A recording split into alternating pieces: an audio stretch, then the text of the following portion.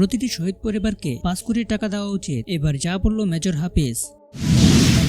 ষড়যন্ত্র বানচালে ঐক্যবদ্ধ হয়ে কাজ করতে হবে, যা বলল প্রিন্স।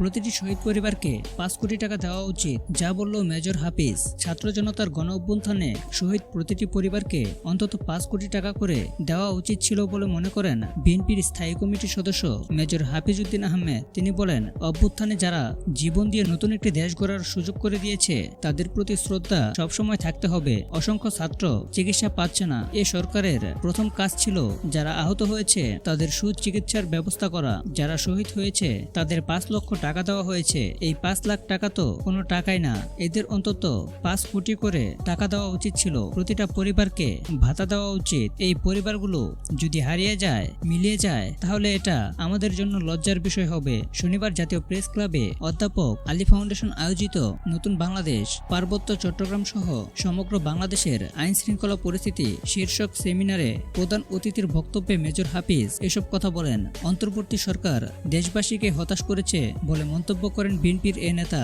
তিনি বলেন, বর্তমান সরকারের কাছে আমরা আশা করে আছি, কিন্তু তাদের কর্মকাণ্ডে আমরা কিছুটা হতাশ হয়ে গিয়েছি। তাদের এক একজন 4-5টা মন্ত্রণালয়ে বসে আছেন, কিন্তু সেখানে কোনো কাজ দেখছি না। হাফিজ উদ্দিন আহমেদ বলেন, এই অন্তর্বর্তী সরকারের প্রধান কাজ হচ্ছে একটা নির্বাচন কমিশন গঠন করা, কিন্তু এখন পর্যন্ত সেটি করা হয়নি। নির্বাচন নিয়ে তারা উদাসীন, মনে হয় যেন তারা বছরের পর বছর ক্ষমতায় থাকবে। ক্ষমতায় থাকুক, সমস্যা নেই, তবে জনগণের আশা আকাঙ্ক্ষার প্রতিফলন আপনারা ঘটান। এরপরে থাকছে ষড়যন্ত্র বানচালে ঐক্যবদ্ধ হয়ে কাজ করতে হবে, যা বলল প্রিন্স।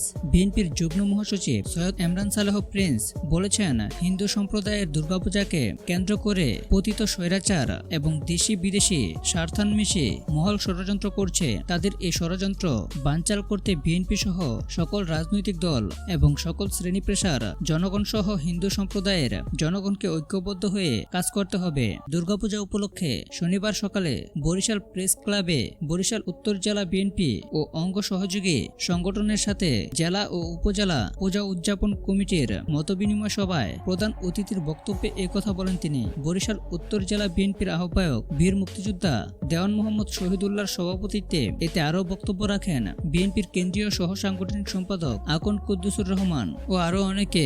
ইমরান সালেহ প্রিন্স বলেন, আওয়ামী মহল এবং দেশি বিদেশি শক্তি ছাত্র গণবিপ্লবকে মেনে নিতে না পেরে নানা উসিলায় বিশৃঙ্খলা সৃষ্টি করে ছাত্র জনতার বিজয় নস্যাতের ষড়যন্ত্র চলছে।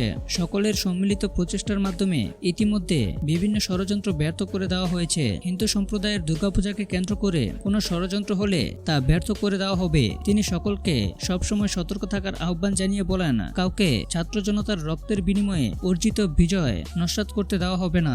ষড়যন্ত্র যত শক্তিশালী হোক না কেন, ছাত্র জনতার শক্তির কাছে সব ষড়যন্ত্র ব্যর্থ হতে বাধ্য। হিন্দু সম্প্রদায়ের মানুষকে ভয়হীন ও উৎসবমুখর পরিবেশে আনন্দ উৎসবের মধ্য দিয়ে দুর্গাপূজা উদযাপন করার আহ্বান জানান এই বিএনপি নেতা। বিএনপি ও জনগণ আপনাদের পাশে থাকবে। দুর্গাপূজা উপলক্ষে বরিশাল মহানগর বিএনপির সমন্বয় সভায় প্রধান অতিথি হিসেবে উপস্থিত ছিলেন প্রিন্স। পরে তিনি হিজলা উপজেলা বিএনপি ও অঙ্গ সহযোগী সংগঠনের সাথে মতবিনিময় সভায় বক্তব্য রাখেন। এছাড়া প্রিন্স বিগত ছাত্র গণ আন্দোলনের সময় বশীভূত বিএনপির বরিশাল জেলা ও মহানগর কার্যালয় পরিদর্শন করেন।